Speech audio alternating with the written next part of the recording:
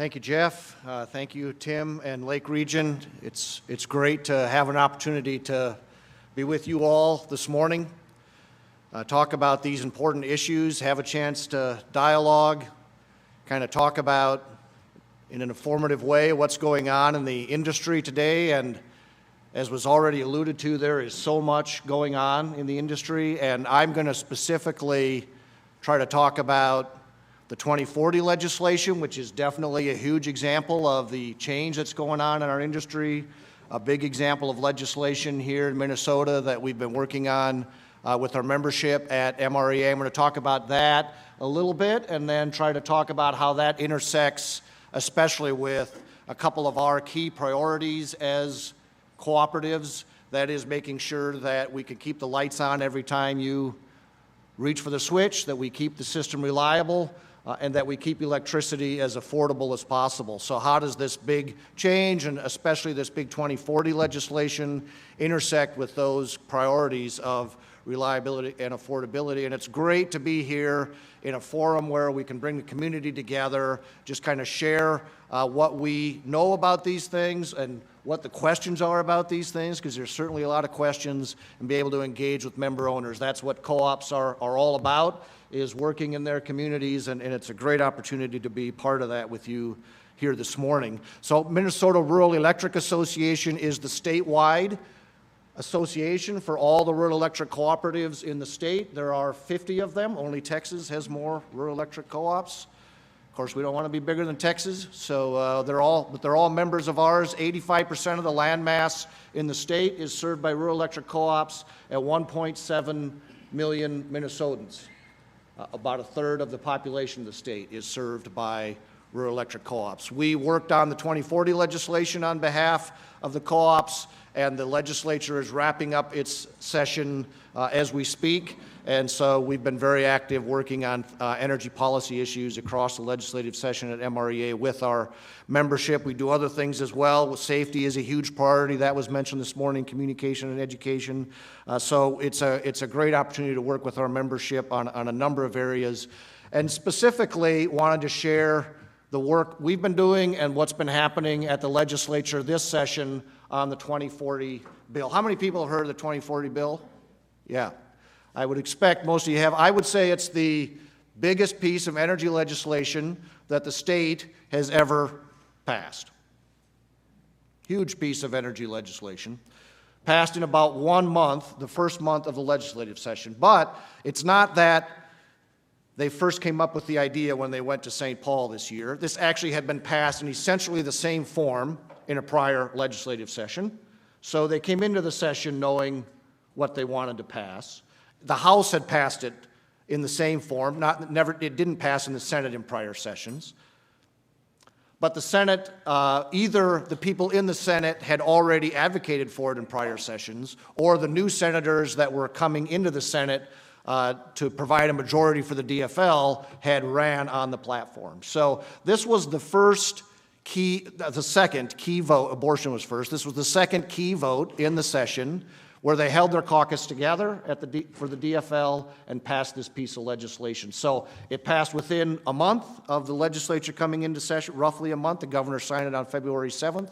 And they have made good on this effort in the legislature to pass these key priorities by a caucus vote. And that was kind of what they set out to do, and we've seen that happen pretty much as they set out to do it. And 2040 was one of the first key examples of that, where you had party line vote and it passed in both houses and signed by the governor by the 7th of February 2023. And what it does essentially, in one sentence, and we're going to talk a little bit more about what this means, but it requires that by 2040, all electricity that you purchase in the state of Minnesota, it's not focused on the generation source, it's focused on purchases, will be carbon-free.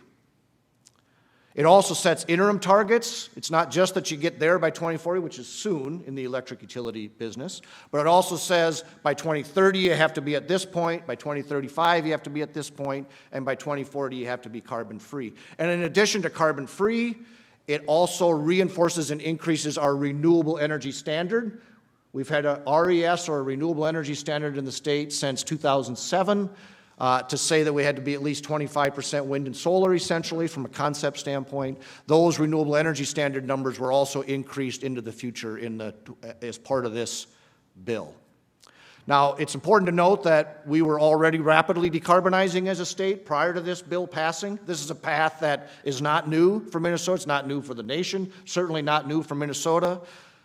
Within about a year prior to this passing, within the last 18 months, say, what utilities have filed at the Public Utilities Commission showing what their generation portfolios were going to look like in the future showed that even prior to the passage of this bill, by 2032, all utilities in Minnesota as a whole would be 70% carbon-free by 2032. So it was a path that we were already going down rapidly as a state. This certainly accelerates it and puts some mandates in place to make sure that that continues to happen. Great River Energy is an example of, co-ops are already leading in this transition.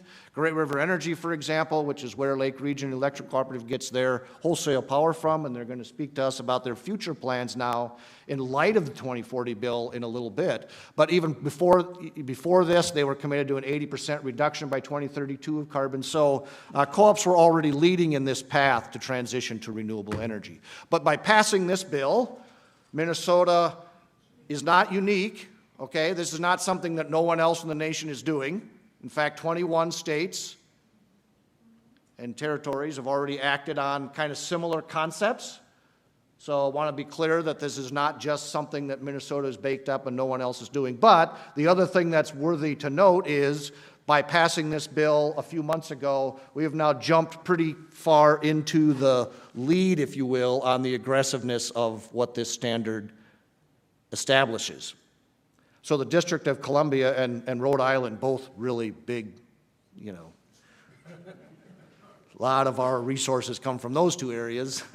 They're still ahead of us in terms of the timing required, but we're now tied with New York for either first, depending on how you think about District of Columbia and Rhode Island, or third, and again, kind of tied with New York in terms of the aggressiveness of the standard that's been established by this bill. And of those 21, roughly half of those, as the slide shows, are goals. So they've set things that are actually not required by law. And to be clear, the 2040 mandate in Minnesota now is not a goal. We sort of had similar goals essentially in the state already prior to this bill, but this bill now makes it a mandate that we have to get to these levels by 2040. And at California, in the energy, if you follow energy policy very much, you probably hear about California a lot. It's one of the states that's pointed to as doing a lot of these pretty aggressive policies. They, for example, are 2045 as a standard to get. So what does carbon-free mean? One of the things that I want to try to make clear, this is a very complex topic, of course, in general. One of the things that's interesting and hard about this is how complex it is. But specifically, kind of what it means is your generation portfolio has to change. And so this slide tries to unpack at a high level for the state, what does the generation portfolio changing mean? Where are we at basically now? 2019 is a year where we have complete set of annual data, so that's essentially a recent snapshot. And where do we have to get to by 2040 in order to achieve this mandate? So you can see, hopefully you can read those colors fairly well on the map there, that 25% is coal in 2019. So coal has to go away by 2040.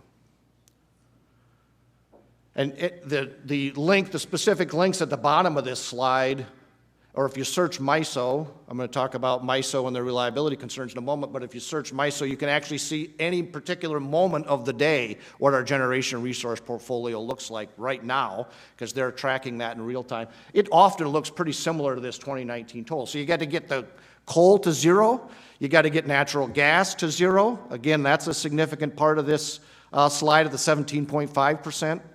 Wind and solar obviously have to increase significantly in order to meet this standard by 2040. Hydropower is considered carbon-free in the bill. It actually wasn't considered carbon-free prior to this legislation, but it is now. But hydropower is not a resource where we're going to build a whole bunch of new hydropower, of course. There can be no new nuclear, not because nuclear is not considered carbon-free. It is. There's no emissions from nuclear power. But there's a separate moratorium on new nuclear power in the state that didn't get changed in this legislation. So one of the things about generation resource mix, not for co-ops, because we don't have any nuclear power plants, but Excel, it was very important to them that they preserve their existing nuclear as long as possible. So nuclear will continue to be part of the mix for a while. They'll continue to try to extend the licensing for their existing nuclear plants. And there's some work going on, possibly a study in this legislative session, to think about whether nuclear might be a part of the resource mix in terms of new sources at some point. But right now in Minnesota, there's a moratorium on that. Innovation is required.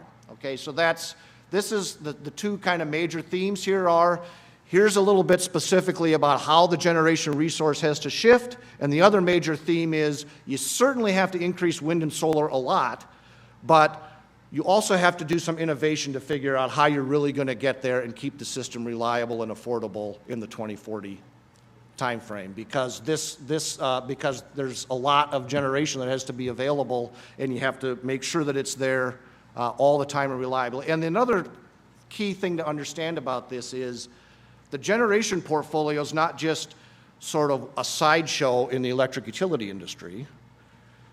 We're a very capital-intensive industry, so we spend a lot on infrastructure in order to get electricity to you, and roughly 60% of everything you spend on electricity goes to feed generation sources, goes to pay for generation sources, roughly 60 cents of every dollar. That's not a Lake Region specific statistic, but nationally as a rough rule of thumb, 60% of all the dollars we spend as an industry go to take care of these generations. So this is a monumental change because 60% of everything you spend has to shift from what's on the left to the bullets on the right by 2040. We're concerned about reliability as rural electric co-ops. It's a huge priority for us that when you reach for the lights, they come on every single time. And another key concept to understand about the industry is one of the things that makes this hard and complex is when you turn on the lights, we have to adjust generation then. Electricity moves at the speed of light. It's known as the most complex machine known to man, the North American electric grid. And when you make a change in load, when you turn on your heat, turn on your lights, the generation has to change at that time because we don't store generation on the electric grid. And so we have to have resources available to adjust real time all the time. We don't store it like you would in a water system, perhaps. It's a very fast-moving, complex system. Now, energy storage is a new thing we need to do more innovation on. So I say we don't store energy. Of course, that's not true. We do have batteries out there now, and that's a big thing in the industry. The problem is that for short-term battery storage, there's quite a bit of that going on in the industry, but it's still very expensive. So when it comes to affordability, we have to figure out how to make it more affordable. And for long-term energy storage, if the wind doesn't blow and the sun doesn't shine and it's very cold for days at a time, you essentially don't have that available. Great River Energy is a very innovative company in that area. They're working on a small pilot for a long-term energy storage. That's something we need to continue to innovate in because right now it's not available to really be able to fix this gap. So we need to be careful about shutting down gas and coal before we have adequate other resources available. Shutting them down prematurely is a risk to reliability, and we're concerned about that as rural electric co-ops. We're concerned about that as an industry. There are both economic and policy pressures that are already leading to reliability concerns, and we're concerned about dealing with this transition in a way that makes sure that reliability is retained as we go through this transition. And so this slide just gets a little more color on when I say we're concerned about that. I've been in the industry about 35 years now as a utility guy, but it's not just me that's concerned, okay? These are the people, these are not advocacy groups that I'm talking about here. These are the people that are responsible for keeping the lights on across the electric grid. And they are concerned about lights not being on all the time. So the Mid-Continent MISO, for example, at the top there, I said you could look real time at what the generation mix is across the grid right now for MISO, because they're the ones keeping track of that. They're not advocating for energy policy. What they're doing is trying across a 15-state area roughly to keep the lights on. They have warned recently that in order to get to a low-carbon future, what we need now is more gas, not less, because gas is adjustable and you can call on it when you need it. And in the short run, we need more of that to make sure the electric grid is reliable. NERC, which on a national level sets the standards for reliability, similar warnings. They warned in their in December of 2022 that more resources are needed, and specifically for MISO in this region, we have 1,300 megawatt shortfall in capacity during peak load conditions, and then it's an accelerating trend. Yesterday, NERC came out with their latest assessment, and this problem has percolated even more broadly across the country. So essentially, they're again saying, we're concerned about reliability and over a broad area. Now, they clarify that if the weather's good, we're fine. So usually the weather's good here, so I shouldn't be a problem. FERC, who is another regulator in this area, actually sets the standards with NERC, recently said at a conference, this is the FERC commissioner about reliability, that the U.S. is heading to a very catastrophic situation in terms of reliability. So this is not to say that Tim and I are worried about reliability. This is to say we have a real challenge in the industry here to adopt new policy mandates and keep the lights on all the time. And unfortunately, I'm not here to tell you the job's easy and we have the answer. I'm here to tell you we're going to have to be working hard on this in the next several years to make these priorities come together as well as we can in this environment. And there will be some more good news. I mean, again, Great River Energy, Lake Region has been on the forefront of dealing with these challenges. So they're well positioned relative to other people in the utility industry to deal with these challenges. And so they're going to share more about that soon. And so there's, that is some good news coming up. Affordability, like reliability, is also a challenge. The key concept here is that if you build more generation only for the purpose of meeting mandates, that costs more money. That's the key concept in terms of why I say affordability is a challenge here. And co-ops, of course, first of all, are relatively stable oases in our rates. Xcel and Minnesota Power, two investor-owned utilities, are both in the middle of trying to get something like 20% rate increases right now. The rate stability across the co-ops has been very good compared to other energy industry things in the last few years. The energy as a whole over the last years went up about 30%, not just electricity, energy as a whole. So affordability has been a priority for us. Of course, we live locally.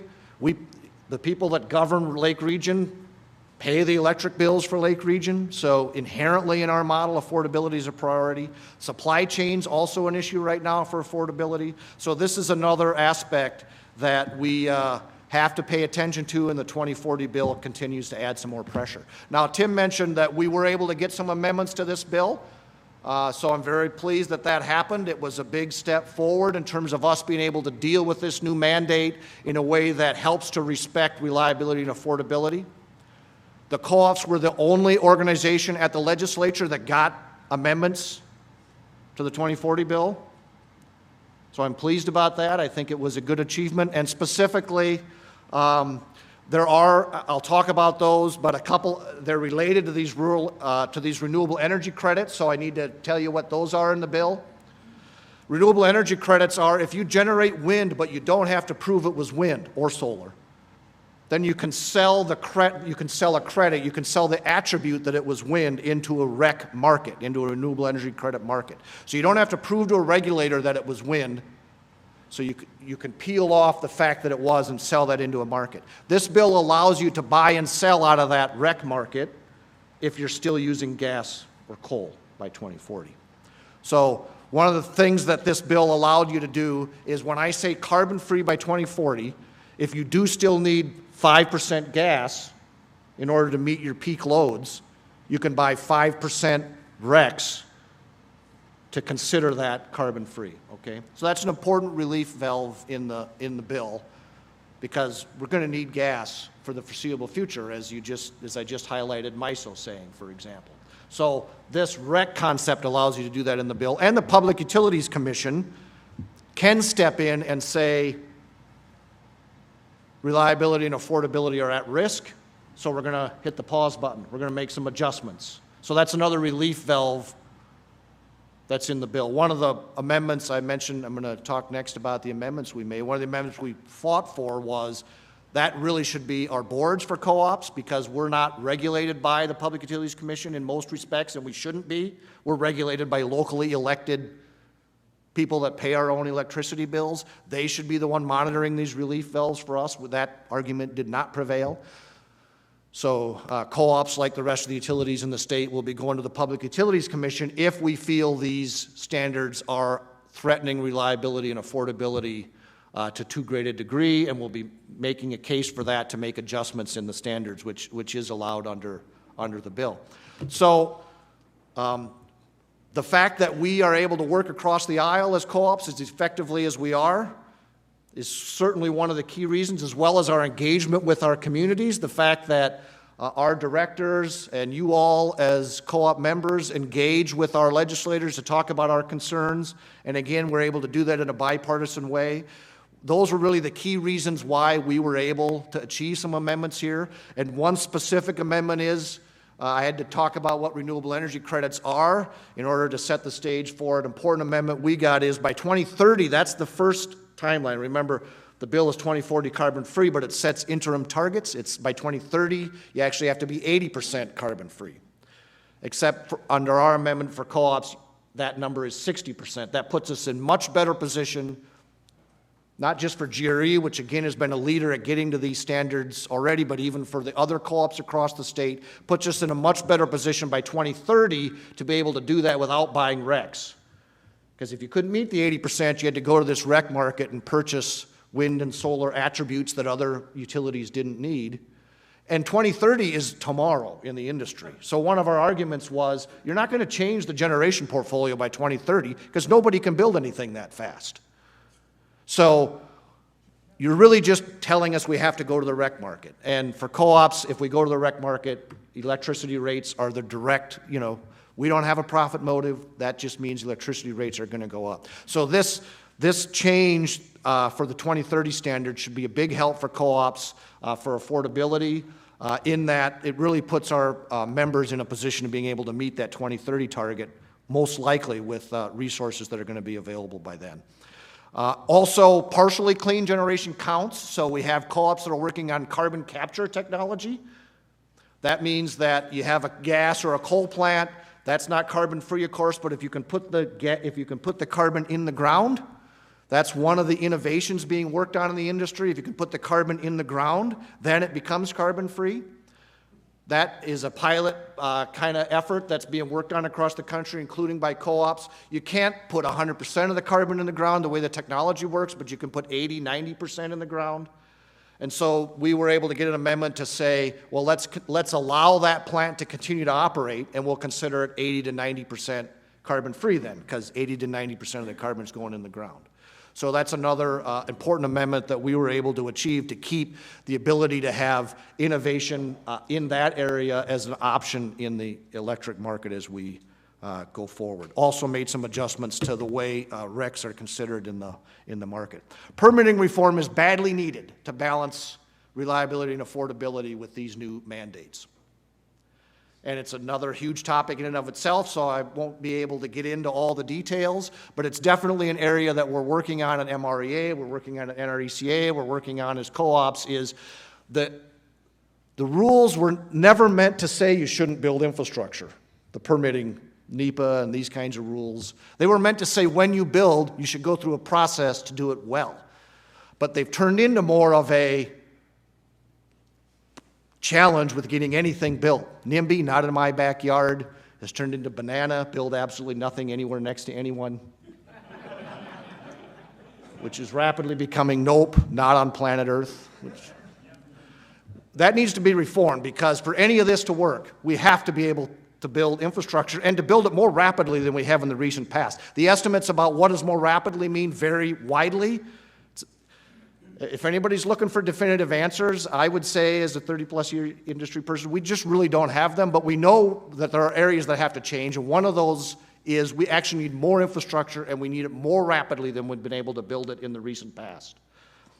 And in order to do that, we have to permit stuff. So permitting reform is a huge priority for us at the state and federal level. One of the upsides that Lake Region has been plugged into is making use of some federal grant dollars in order to get more innovative projects built on the transmission and distribution system. Actually, today, after about 6 months of work, we're finalizing an application for cooperatives around the state, actually in a few states around here, to make a big application to do a whole bunch of innovative projects on the transmission and distribution system. $500 million worth of projects total, project cost, that would be grant funded by about half of that amount. So $250 million would flow into the co-ops and municipals across Minnesota and again some of the surrounding states. In order to carry out these projects, this gives you a map feel and some bullets on what those projects look like. Lake Region has got some projects under this umbrella. You've probably heard about the hybrid project here if you've come to many of their community meetings. It's a wonderful, innovative project with solar and wind.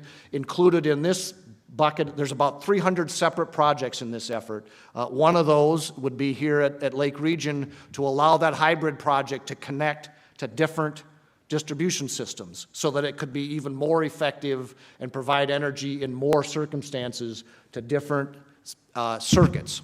So that's an example of one of the innovative efforts that this effort would help fund through the IIJA project funding coming available, the Infrastructure Act. So this is an area that MREA has been working hard on. Again, today happens to be the day we're actually submitting this application to the Department of Energy, working with the state and a whole bunch of other stakeholders. So it's one of the good news things going on that I just wanted to let you know. And in general, your continued engagement certainly matters. Thank you for being here today. These kinds of activities are great examples of the beating heart of cooperatives. That's engaging with our communities.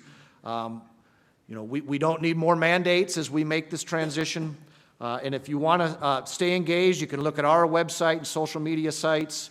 Voices of Cooperative Power in particular is a national NRECA. We're going to hear from them in a little bit. It's a national channel. It's a national way of plugging into what co-ops are doing all across the country. We actually use this for the first time specifically in Minnesota on the 2040 legislation. Some of you may have helped us engage using Voices of Cooperative Power to send your legislators information when we were working on 2040. If you did, thank you. If you didn't, there's some green postcards that were handed out as you came in. Yep, there's, maybe he can hold that up for, there's a green postcard. Yes, thank you. So that's an easy way to sign up for Voices of Cooperative Power, stay in touch with these issues, and stay engaged. So, and if you have any questions right now, like I said, we have about 5 minutes before we're going to move on to our next presenter. If you have a question, please raise your hand. Here's one right down here in front, Steve. Test. There we go. So my name's Jason. I'd like to address the rec credits. Because currently, right now, I give all my rec credits for the, at this point, 52 megawatts that I've produced over the last 4 years. And right now, the interconnection agreement requires that I give them to my co-op. So, and I'm assuming everything you guys have for solar installations are producing rec credits also. So why are we not moving forward with a microgrid within our own co-op to where each home or many of the homes have solar producing rec credits that the electric co-op is collecting and then offsetting with purchase of gas as needed and things like that in order to move forward with this a little easier? Because I think instead of doing large installations that we can facilitate home installations. I mean, I only got 9 kilowatts and I got 1 electric bill a year now. I went to MREA, which is, for me, Midwest Renewable Energy Association out of Custer, Wisconsin, and Lake Region sends their own guys there for training. I went there for training, and I'm just a DIY guy. And for the numbers, it makes sense for homeowners to do solar, especially if we have local training. we have local facilitation. I mean, I save 30%, and I have about a 7-year payback on my 9 kilowatt. Now, granted, I'm a small business. I operate out of my own residence, so I get a couple additional tax credits. But why can't we move forward? Because how would the rec credits produced by homeowners be able to offset the requirement to buy other energy? I mean, would it be significant? Yeah, thank you. So I'll make some broad comments in response to that. I think microgrids and more local generation is certainly part of where the industry will continue to head. I think we already are. It's an example of something where we already are going down that road. It sounds like you're an example of that. I think another really impressive example right here at Lake Region is, again, the hybrid project, which is not at a home, but it's kind of the beginning of a microgrid concept where you bring wind and solar together in one site so that when one of them isn't operating, the other can, to try to have local community-based generation. And in the big application I briefly mentioned about some various projects that we're trying to move forward and get some federal funding support to help make them more affordable, doing even more with that project to bring it even closer to what a microgrid might be considered so that it can switch between circuits so that you can use that electricity locally and consume it in your community at even more hours of the day is another advance towards microgrids. Some of the challenges with microgrids I mentioned briefly this concept about the way electricity works is it has to be consumed at the same time that it's generated. So that's one of the things that in order to do that affordably and reliably under all conditions and not stay connected somehow to the bigger grid to help with that balancing, it can be done. It is being done. It's an area where we've done some innovation and we need to do more innovation, but it's pretty early going in making that affordable and reliable.